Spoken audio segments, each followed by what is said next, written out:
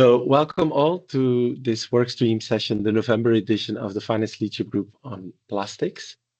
Today we have a guest from the Circulate Initiative, but you'll see that in the agenda.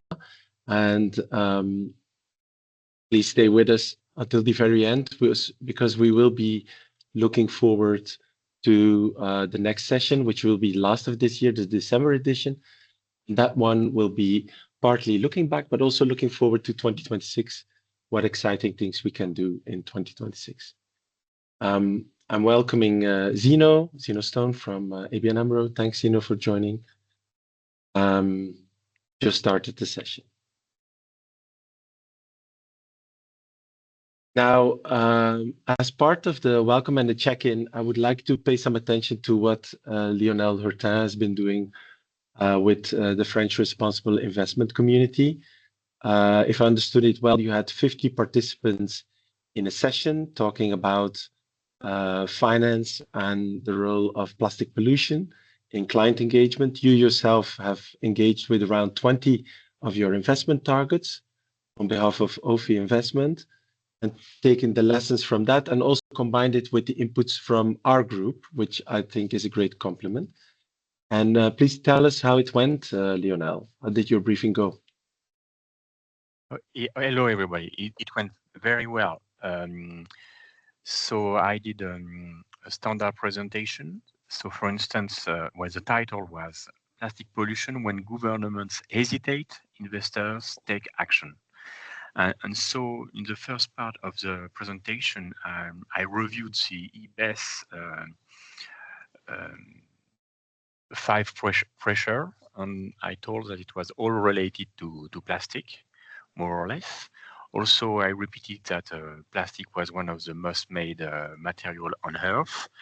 I spoke about the fact that plastic was all over us, around us. I reviewed microplastic, tires from cars and textile. And then there were one slide that was new. It was about plastic on human health impacts. This is something that is very recent, and it came from our listening of this scientific just before Inc. 5.2, and also reviewing the paper you did send to us about Annex 7. Also, and after I did review the action levers for investor on the risk to be considered by investors. Also, I gave some concrete example about investment in the quoted market and also in the non-quoted market. It was from an article from the boss of the CEO of OFI Invest that was published recently, and I did help to write it down. Also, I did review legislation worldwide, and also the key findings from the engagement you mentioned, Jan, with the 20 names we did a few years ago. And after that, I spoke about the recent setbacks, about the fact that this summer negotiation were not where we wanted them to finish. And after I gave to the institutional investor community a starter kit. So for instance, I pointed them to the Minderoo Foundation in Australia, the Ellen MacArthur Foundation, also the expert at Earth Action. And also on microplastic, I said Changing Markets Foundation was doing a good work on textile. And also very recently, and you may not be aware of it, an NGO named Agir pour l'Environnement published a very good study on the tire industry in Europe, and that was missing. So I was very pleased when our NGO was tackling this issue. And before me, there was someone from Surfrider. When we did our 20 names engagement, we worked closely with them, and I must say what I know about plastic, I know mostly from Surfrider, Europe Foundation, and also after me, Hugo Konzelman from INEC, Institut National de l'Économie Circulaire, so circular economy, did a very good speech about the public affair approach on the circularity. And overall, so there were 50 little bit more than 50 people listening, and I had a good feedback afterwards that someone from HSBC reaching me, and also someone from a small asset manager that is looking into circularity and plastic. It's named Delubac. Yeah, so fantastic. So thank you. Yeah, so thank you very much for the inputs, especially on the human health impacts. It was very helpful. Thank you very much. Yeah, thanks, Lionel. Great update. And this is for the whole group, everybody from different institutions, an example of how we could work together, obviously. So please reach out if you want to inspire others of your ecosystem or your community regionally. Then we can work together and obviously do something similar like what Lionel has now briefed us about. Now, the agenda is quite simple. There are two main items, and I'll take less than 25 minutes for the first. So there's ample time for the plastic circularity investment tracker. And maybe you might have some questions for those that have looked at it before joining this session. Now, so giving you an update on deliverables and the negotiation process. There's been a shift in deadlines. We had, I'll tell you more about it in detail, but I'm spoiling my own slides, so spoilers ahead. We've had 40 parties reacting to our draft, which is very positive. The discussion paper outlining guidance for testing by banks and insurance on how to embed plastic circularity and plastic pollution into the processes and policies of a financial institution. So it was well received, but we did receive many. So it's over 200 comments, and it will take us some time to really reshuffle all the content, go through everything, make sure it's the highest quality. So we plan to publish in 2026. There's another reason as well why postponing is maybe also logical, and here it comes.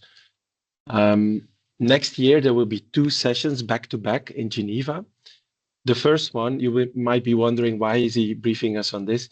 But the first one is of the Intergovernmental Science Policy Panel on Chemicals, Waste and Pollution.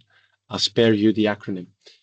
What's interesting is that that is the third leg of the 3 science policy panels that will advise member states on the urgency of acting on, in this case, chemicals, waste, and pollution. And the equivalents of it are also there for ecosystem services and biodiversity, the IPBES. And the IPCC is the one you know maybe best, the one advising governments on the importance of climate change and adaptation. So then it's ISP, CWP, IPCC, and IPBES that actually is the triplet of science policy panels on the 3 topics of the triple planetary crisis. Now, there will be a meeting, the first actually, so it's quite historic in that way, between 1st and 6th of February in Geneva. And it's mostly setting up procedures, it's mostly appointing officers and agreeing agendas for the work to come. But on the back of that, there is a session of the INC, the Intergovernmental Negotiating Committee on a Global Plastics Treaty. And that will be officially named INC 5.3. The data you can find on the website of the INC. Hang on, I will try to mute someone.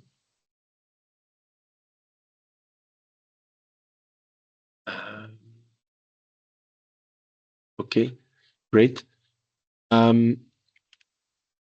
Thanks for muting.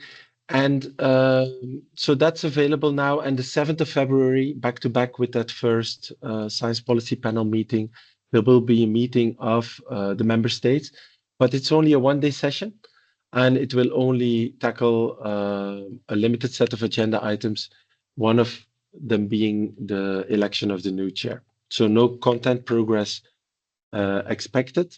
So hence here I've dotted INC 5.4 at a location and a time to be decided, but INC 5.3 we now know is 7th of February in Geneva, in Switzerland, on the back of the first session of the ISPCWP. Now, we still work with the same case for plastics. So I'm just putting this in the slide pack just to reiterate, it is really cross-cutting. It hits climate as an impact, human health, biodiversity, and also socioeconomic aspects and social aspects are concerned with the plastic pollution crisis. Now, an update on the way the discussion paper is going after receiving all these comments and how we are actually restructuring it. So the top line has remained quite stable, but still we're trying to be as clear as possible. So we're looking at impact identification, materiality assessment, specific for those impacts related to plastic pollution. We're looking at policies, processes, and culture, how the shifting policy environment influences also the internal policies of financial institutions. We're looking at what that means for client engagement. A great example of that is what Lionel said. He did it a couple of years ago. A number of our members did it a couple of years ago. But for those that haven't yet, we can always work with the latest insights on impacts and on the policy environment to address our clients on what they are doing to fight plastic pollution. Then the portfolio composition and how that actually can be supported by products that are offered or financial instruments, and also how to look at balancing the portfolio, increasing and decreasing financial flows. We talk about stakeholder engagement and partnerships, and last but not least, monitoring, disclosure, and improvements. And that's a feedback loop to the beginning where you can revisit impacts and materiality assessment and also go through the steps again if you want. But we're trying to cover all of these with obviously a lot of mechanics under the hood. And I'm not going to go into any detail, but that's kind of under the top line of these very structured 6 steps. There's a lot to explain that we try to all put into that report. And obviously, it has now grown substantially because we wanted to put in so many tools and resources, but we will also have to look at how to make it more brief and more executive style. So that's some of the work cut out for us for the next couple of weeks. The planned release date has shifted into H1 2026, but the structure is very stable and you will recognize what you have seen before. It introduces the plastics value chain, it states the case for action, and then it goes through the 6 areas of action or the 6 areas that need to be covered by financial institutions to actually embed or to see whether the internal processes are sufficient to embed plastic circularity and reduction of plastic pollution. Drawing some attention to the annexes, we have annexes separately because, again, a lot of deep dives could be had on separate topics.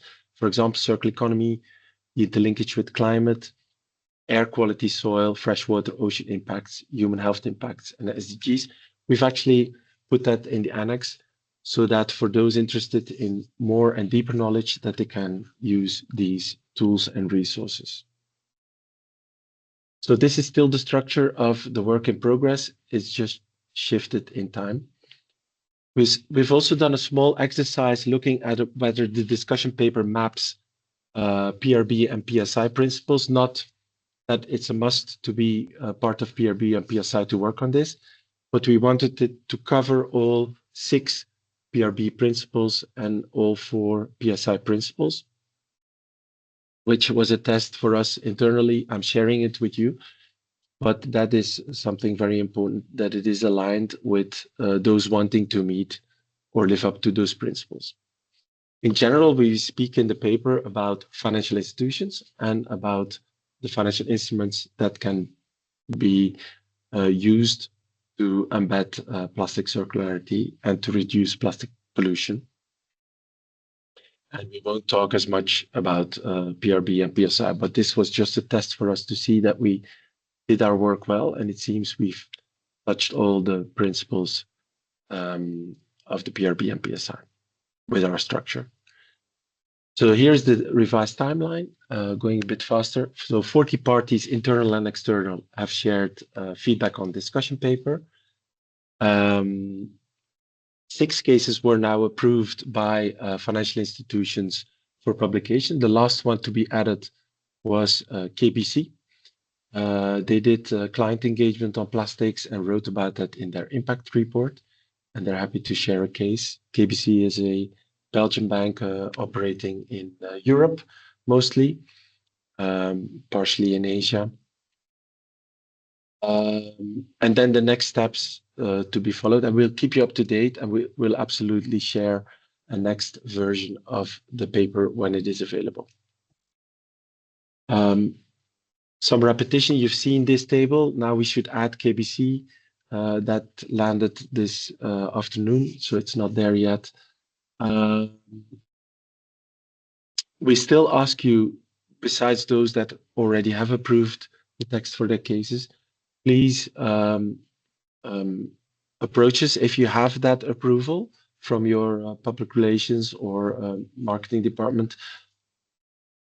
So we have this ongoing request to provide those written approvals.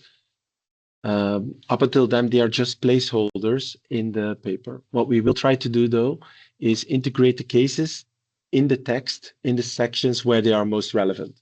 So, for example, if it's mostly talking to deals or portfolio composition, then it might fit, for example, ING's cases might fit in portfolio composition. Some of the cases might fit into client engagement. Others might fit into internal policy. And we will put them in actually the spots where they are most relevant for the reader. Which also means that we probably don't need 20 cases like we have here, but let's just see how far we get. Are there any questions? Because that was a bit of a dry update, but please come in for anyone who has a question.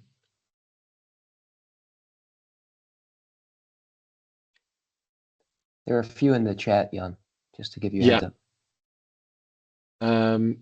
Yeah, we got more case studies. We have the KBC one, and we have an offer of a case study from Colombia related to the integration of informal workers and how to actually integrate them in formal processes.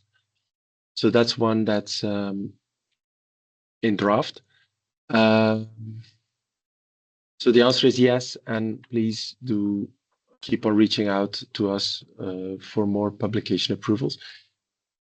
It makes sense, says Floske. Would you want to publish after the science policy panel so we can take any outcomes into account and inform INC 4.2? Actually, that's interesting that you talk about the INC numbering. We're actually will be at INC 5.4.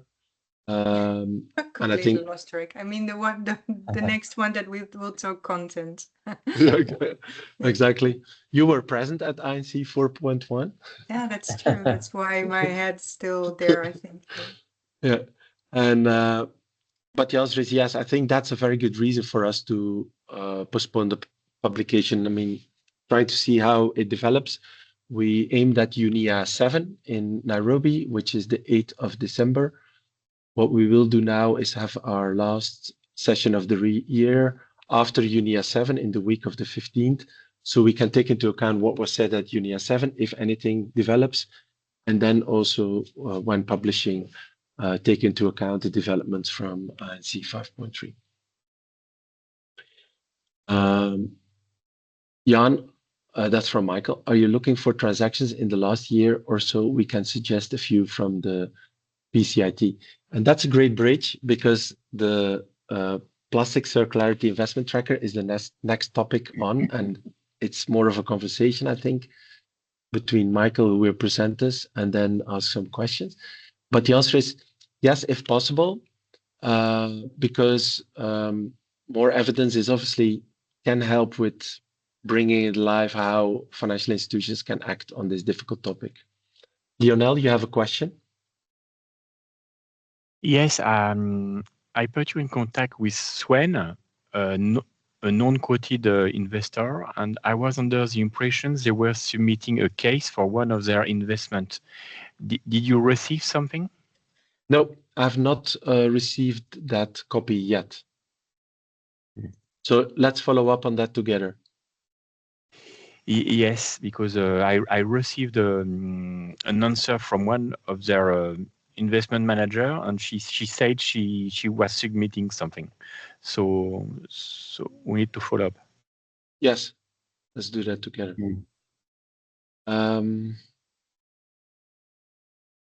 Hey, before we pass on to Michael, please come in, Michael. Yeah, one thing just before we leave this segment. This past weekend, I was at a session in Los Angeles, a series of TED-style talks on plastic pollution. And just to maybe reiterate Lionel's point that the health impact of plastic was very high on the agenda. They had scientists and doctors talking about the emerging and known risks from plastic and human health. And then the Attorney General for the state of California also talked. And it's very clear that he has the plastics industry very square in his scope. And he's going to continue. And they've been very progressive in their legislation. But I think this is not going away, and it does seem like the risks from the health side only get bigger as more science comes out. So I can share with you, Jan, and then you can pass along as you'd like. But there's some particularly good talks about the emerging science, but also the Attorney General's remarks that are in the public domain about who he's looking at in terms of companies with the plastics pollution crisis. Yeah. Yeah, and if this is in the public domain, obviously it's worth sharing with this group. Yeah. And then it has the TED brand. Was it an independent TEDx event, or was it from? Yeah, it was organized by the Plastic Pollution Coalition.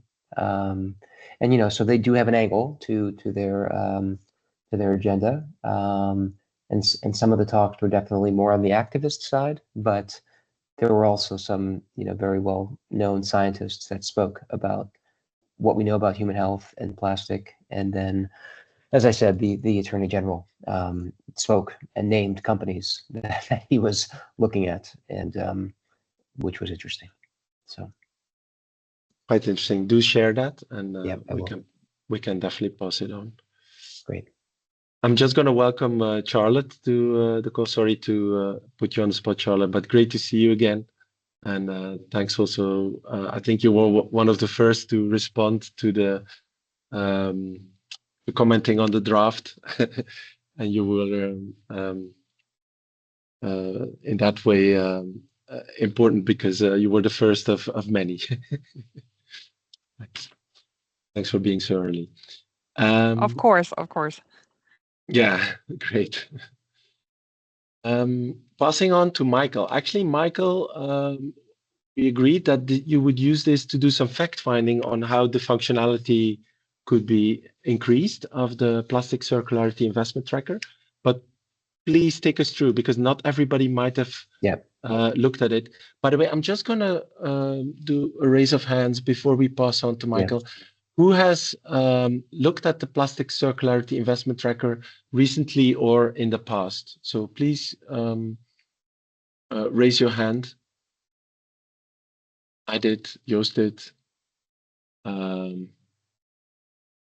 Balasang did. Okay, a few people. Dino did. Oh, that's great. Okay, so there's at least a few people, Michael, that you will not have to explain what it is, but go ahead. Take it away. Great, and I know that you'll advance the slides, right, Jan, for me. So, so thank you everyone for just taking the time. So Julian is here as well from the Circulate Initiative, and we'll talk about a tool that we developed a few years ago called the Plastic Circularity Investment Tracker. I'm pleased to hear that a few folks have looked at this. This is really a conversation about the sort of information and data that you all are using and would like to have as you think about engaging with the plastic sector and plastic products in the work that you do from different angles in the finance space. So we'll certainly talk a bit about particular functionalities in the Plastic Circularity Investment Tracker, which I'll reference as PCIT. But also this is a broader discussion. So we want to hear from you all. What sort of information do you need as you evaluate this sector? And it may not be currently in the PCIT. So just to give you an overview of the PCIT, it's a data set that includes private investments in plastic circularity over a 6-year period, 2018 to 2024. It's organized by the recently released IFC Circular Economy Guidelines. So there are 3 main activity categories, which I'll talk more about in a moment. It's an online data set that users can filter data in different ways, for example, activity category, geography, investment type, etc. And ultimately, when we designed this a few years ago with Julene and our former colleague Umesh and others, the intent was that in putting information out there, it would support investors, policymakers, companies, folks working in the plastic space to make better informed decisions, including investment decisions around plastic circularity. So we're a nonprofit organization, and so our mission is to address this crisis. And so we're trying to create decision useful tools. And so we would love feedback. And candidly, we haven't gotten too much feedback over the years, but we really want feedback from the financial community, like about what would make this more useful to you, right? Because if we're putting it out there and it's not being used, we have questions about why we would keep evolving this. So the goal of this session is really to get your perspectives on the sort of information that would be valuable to you in your work. Next slide, Jan, please. So as I mentioned, the data is organized according to 3 primary categories, and these are defined in the IFC's Circular Finance Guidelines. So category 1, circular design and production. So it's things like reducing material inputs, designing with the end of life in mind, or processes that reduce virgin material usage.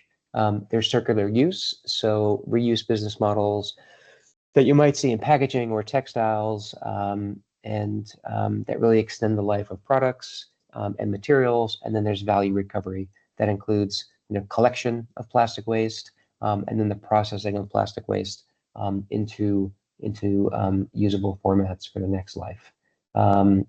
There's the definition of circular economy on the right, which I won't share, but that's the frame for what we're doing. Okay. Next slide. And the next few slides just show how we filter the data. So you can filter in different ways. So as I mentioned, you can filter by the circular economy activity category. As this graph shows, the vast majority of transactions in the data set are at the value recovery side. So that's again, collection and processing of plastic waste. So that's where most of the investments have happened. Next slide, please. It allows you to break it down by investment category here. So you can see financing by banks, corporate investments, private equity. So it allows you to filter that way. So if you are a company operating in this space and you want to know, like, where can I get finance from, this is a useful filter for you. Next slide. It allows you to compare by geography. So this slide just shows a few different geographies. What we know from our analysis over the 6-year period is that the vast majority of investment is going to mature markets, North America and Europe in particular. I think it's over 80% of all investment is going into these markets, and that probably makes sense as you think about it. There's just not enough investment going to places in the world where plastic waste is most problematic, places like Southeast Asia, Latin America, Africa. So you can filter by geography, and then next slide. So yeah, so those are the different ways to filter. You can go online. This is all freely available. The methodology is public, and really this is the discussion portion of the session. We recognize that you probably, if you've looked at the PCIT, you probably haven't looked at it in a little bit, or maybe you have, but really would like to have a conversation. And I've put a few questions on the slide to guide us. But I would love to hear from folks. And by the way, I think there's some questions coming in by chat as well. But I'd love to hear from folks. You know, I know there are various data sets out there, CDP, Bloomberg. You might be getting data from other environmental groups. I'd love to hear from the folks on the line.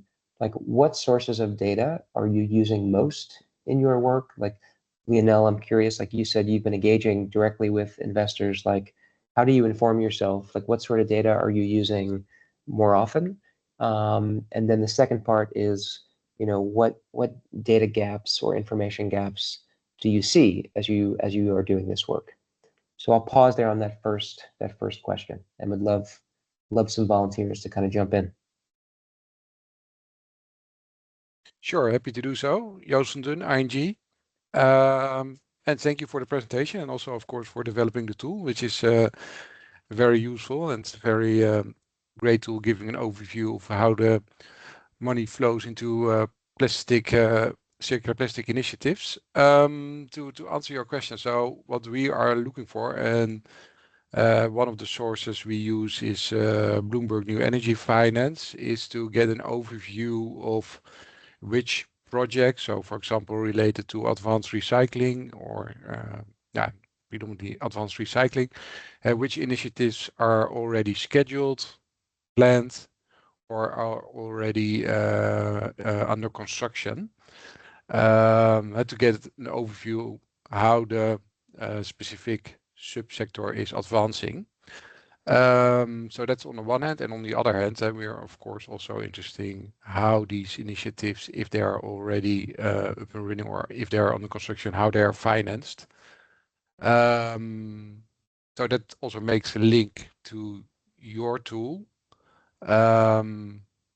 because you have the data, you have the initiatives, and to what extent can you share details on the underlying projects or the underlying initiatives? Yeah, currently we don't, and that's part of the licensing arrangement that we have with PitchBook and some of the other data sets. But obviously for you, it sounds like having that transaction level data that you can see the details on, for example, advanced recycling projects, where they're getting funding from, like that's of value to you. Yeah. Exactly. Yeah. How does Bloomberg New Energy Finance tag deals when it comes to circularity, or is it fairly easy to look, like in the plastic sector, there's a clear filter that you can use on that platform to see transactions? Sorry, and your question was? Like, how do you know if a transaction kind of fits within, you know, plastic circularity?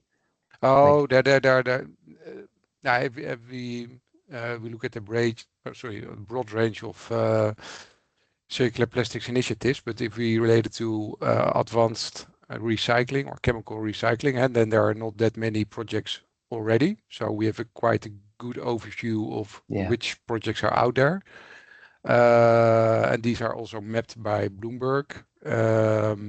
So we make, on the one hand, use of their overview of their projects they have in scope or they have tracked, and we combine it with our own market intel on what do we know about those projects. Got it. Excellent.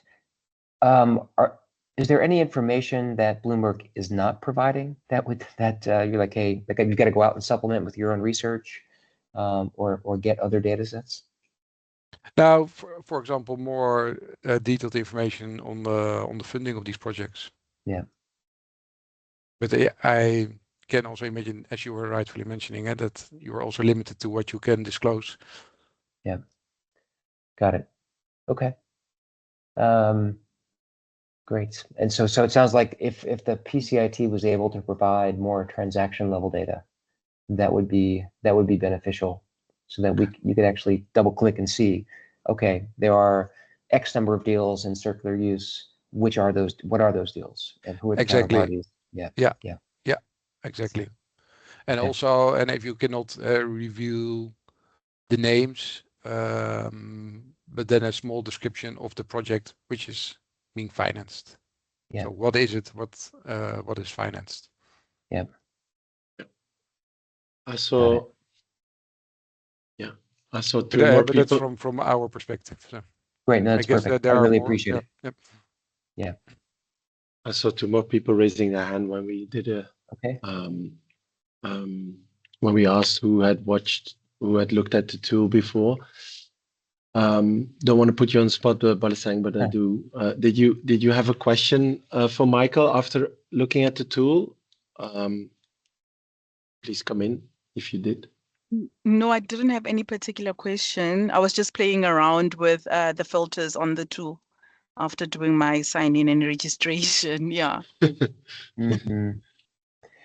I mean, just to stay with you, Balasang, as you're like, I'm not sure in which part of the financial universe you sit, but as you're looking for information on plastics in your work, like what sort of information are you gathering? Where are you getting it from?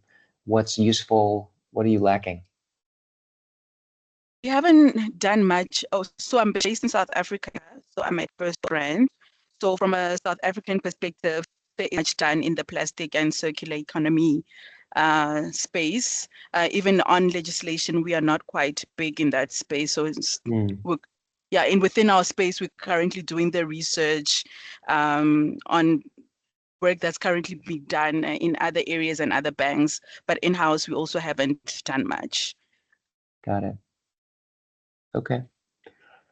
Yeah, I do think adjacent topics like policy have also come up for us. Like investors and others would like an up-to-date landscape of what plastic-related policies are in different regions in the world. And I think currently those exist, but it's very spread out, to be honest. Yeah, I think there's a database that has already attempted to gather all that data on the legal context to the level of also cities and states as subnational entities as well. Yeah, but it's a lot. I mean, it's very fine grained if you go into it. Yeah. But that's interesting that you have considered that. Sounds logical. Yeah. Anybody else have any questions for Michael on your wish list? I know Zaino, we had a brief contact over, I hope I'm saying your name correctly, over mail, and you asked something on the viability of alternative materials. And I don't know if you want to come in. Yeah, no, happy to comment. I'm working on assessing individual transactions, so I don't really have a portfolio level overview. And I'm working at the ABN AMRO, by the way. Yeah, and I had a few comments for Jan earlier. I think one is that what I'm missing looking at individual deals is kind of an overview in terms of the technological readiness of non-fossil feedstocks. So basically, like how long is it expected to take to transition away from fossil feedstocks? Yeah. So kind of having a rough overview there would be very helpful in terms of risk avoidance, risk mitigation, risk acceptance, things like that. And I think maybe more broadly, I think what's really good in the report is that it highlights the need for additional investments into various parts of the circular value chain. But I think what we really want is this to be done at scale in terms of corporate financing. I think a major roadblock there could be credit risk departments and credit risk wanting proof of a viable or functioning business model. And I think just highlighting some of the potential challenges there might be good in terms of expectation management. So that we want to avoid people and FIs, going through a lot of work in terms of getting proposals on the table, only for it to be shot down at the last minute. Right. So that one's a bit tricky, and I have no solutions on the table, but. Yeah.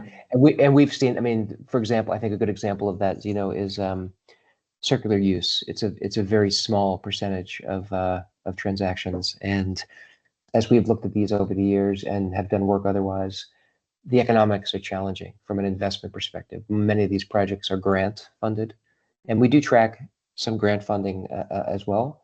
But like the economics are hard unless you have the right policy environment to make this work, right? Yeah. Or incentives or the enabling environment. The point you made about viability of alternative materials and tech assessments, we've done that as an organization individually. So for example, we've had like Circulate Capital, which is our kind of sister entity. They've asked us like, hey, we're thinking about this material, its applicability in consumer packaging or textiles. Like, take a look at this and tell us like what you think. Like, is this scalable? What are the environmental considerations that we should think about if we're using a biomaterial based of a certain agricultural crop? Like, how are you doing that today at ABN AMRO? Are you just like, do you have people on your team, or are you like contracting with outside experts to take a look at that? Yeah, Sort there of aren't thing. many clients or prospects active in this field. Yeah. So in Dutch you'd say houchi-touchi. It's more or less ad hoc, I'd say. Okay, got it. Yeah, because there's no clear policy guidance. I'm basically doing Google searches on my own. Yeah. So I do okay. work with colleagues in terms of getting more information from clients, but it's very ad hoc. So a more professional Got approach it. would be ideal, I'd say. Okay. And there are some thematic areas, like for example, seaweed-based alternatives to plastic. Like there are dozens of transactions on that topic. And I think seaweed had a moment maybe a year or two ago where everyone was piling into that space. And there are some risks that are inherent to that supply chain that I don't know are fully out on the open. So, but seaweed is just one example of a bio-based material that has been caught some momentum. So Yeah, good to know. but that's interesting that you mentioned seaweed based. Then the promise is sometimes that you can eat the packaging, right? That it's nutritionally safe. 100%, and I'm not sure we should be doing that, but exactly. And I see. That's where I see the risk as well if you overpromise. But it's interesting that you say that. Could you mention some other categories of biomaterials, like besides the seaweed based, where you could have some sort of technological readiness level? I've discussed this with Peggy before as well. It's not easy, actually, technological readiness levels. It's kind of deep down in. Yeah, I mean, mushroom-based materials is a sister, I guess, of the seaweed, right? There's a ton of mushroom-based companies. I used to work in the apparel sector. I used to work at Nike, and so we would see these companies come in and promise mushroom-based leather, substitutes for polyester and leather in particular. Super hard to scale. A number of these companies have gone out of business, but I think seaweed and mushrooms are two categories. You all know about PLA and other like corn-based applications, which I think are maybe a bit more mature. And Julian, you can chime in, so I'm kind of racking my brain for some others. I've seen like other agricultural waste materials being, processed into into packaging formats, whether that's, rice husks or bagasse or other things that are being used. So, yeah, I mean, I think you have to have a lens when you're looking at these, like what are the unintended consequences of using these materials for plastics, right? And Jan, to your point, like just because they're quote unquote bio-based doesn't mean you should be eating them, right? And then there are just systemic things to consider, right? Putting bioplastics together with regular quote unquote plastics kind of messes up recycling systems. So there's all sorts of things that you have to think about. But Zeno, what I'm hearing is that what would be useful to you is to have some way to maybe evaluate the tech readiness of these. And right now we don't have that, but that just might be something that we can add on based on what we're seeing in the data. Yeah. No, exactly, and sounds good. Yeah. I understand. Awesome. I think also what might be helpful is having a better overview in terms of chemical recycling and different recycling processes. Maybe this is also on me not doing extensive research, but having an overview there would be very handy, I think. Yeah, and not surprisingly, there are a lot of chemical or I know people are using different words now, advanced, molecular. They're trying to get away from the word chemical. But there are a lot of transactions in that space. And if you read their websites, everyone seems promising. Everyone promises a big reduction in greenhouse gases and impacts. But most of these companies are still in the pilot phase, I would say. There's some groups that have put out some really good research, like Closed Loop Partners put out a report a year ago on this, like evaluating different types of recycling. I can share that around if folks haven't seen it. I'm actually doing a panel session later today at a textiles event around how to scale molecular recycling for the textile industry. And Reju is on the panel with me. I think they're based in Europe. So, but I hear you, Zeno, on that.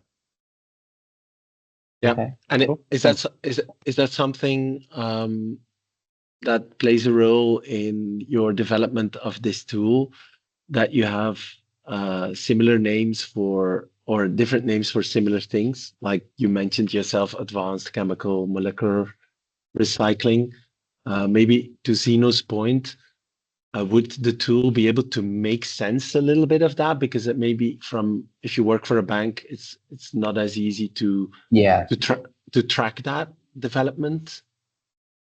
Yeah, I mean, it's also sometimes it's not so easy for us even to pick out what exactly are these companies doing, because obviously they're not going to come out and call it, hey, we do molecular recycling, right? They talk about pyrolysis, or they talk about other terms, but yeah, I think we could probably mine the data and put a filter on the subset of chemical or molecular recycling transactions. Yeah, that's interesting. Let us think about it. Again, we're trying to balance this licensing arrangement we have with what we can share, but I do think there's probably more analysis we can do there. Yeah, this would be very helpful indeed. So what type of advanced recycling? So I think you can distinguish 3 subgroups. And if you could relate those initiatives to those subgroups, that would be very helpful. Okay. I also have a more practical question on the methodology, perhaps. So you show the amounts and the number of transactions, but sometimes initiatives can get multiple sources of funding, so they can receive bank financing alongside an equity investment, for example. How is it then tracked? Does it fall under bank financing if the majority is bank financing, or does it fall under equity if the majority is equity? Julian, do you want to answer that, if you can? So if we have multiple investors, how do we indicate which is the category? So primarily we look at what we subscribe to a few databases, and then they provide information on where they provide information on the investors. We look at the primary investor who has made that transaction, and then we also have like a list of investor types that we categorize it against. So there's also like a more detailed link on our methodology where these investor definitions are defined. Does that answer your question? Yeah, thank you. I know we're running out of time, but any other, and I mean, your responses already are helping us address the second and third bullets on this slide, but any other feedback?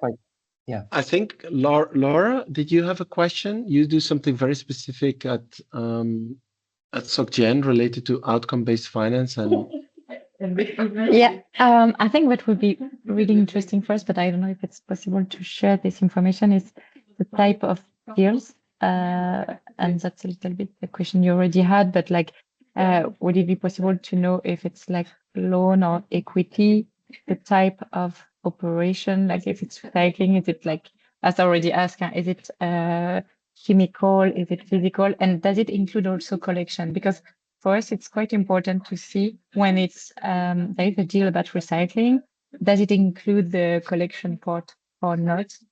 And finally, the last question I have, but it's very, a very picky one maybe, but we are also interested by the type of plastic because we know that, for example, PET is quite financed as of today, but we have more and more interest regarding flexible and plastic, and we would like to see where are like this type of operation financed and where there is still like a need for it.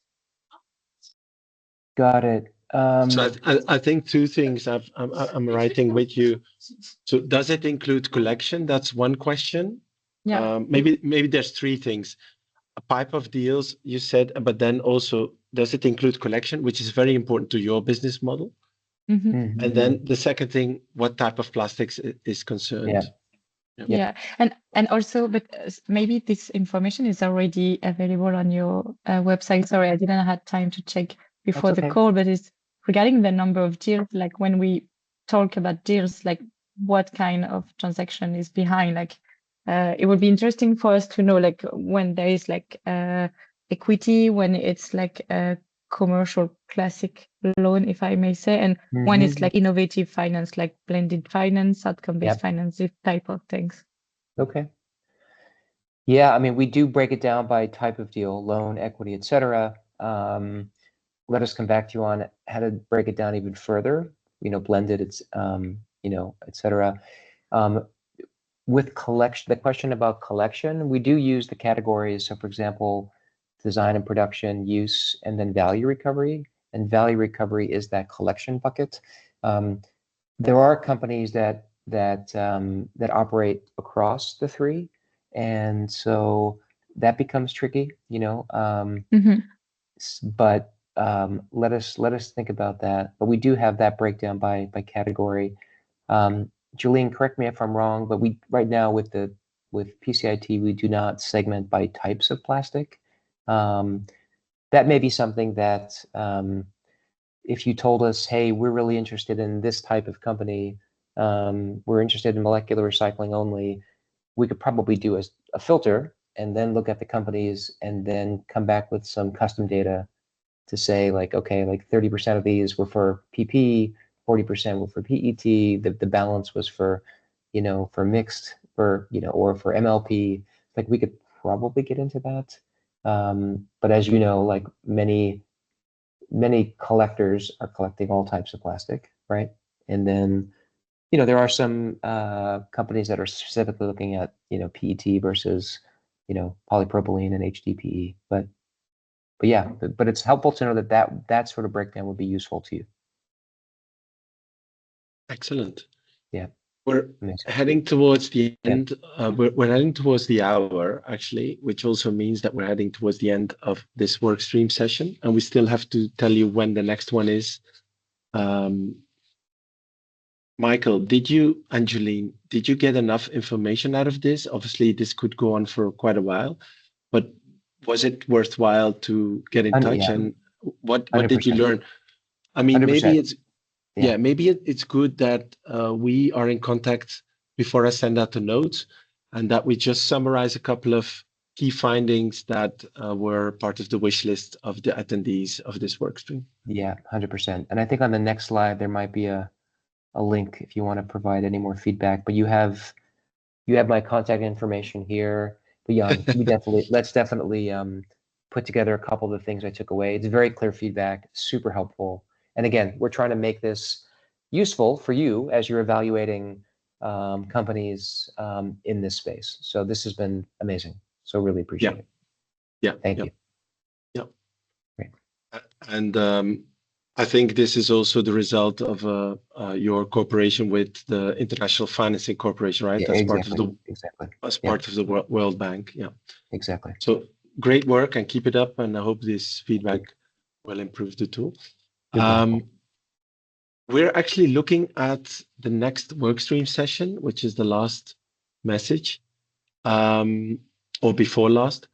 We're aiming at the week of 15th of December after UNIA 7, which is at 8th of December. Not sure if anything around plastics will evolve there, but we will keep you posted. The session will be about a recap of 2025. We've had many sessions together. Some of us even went to the negotiation in Geneva, and we will be looking forward to 2026.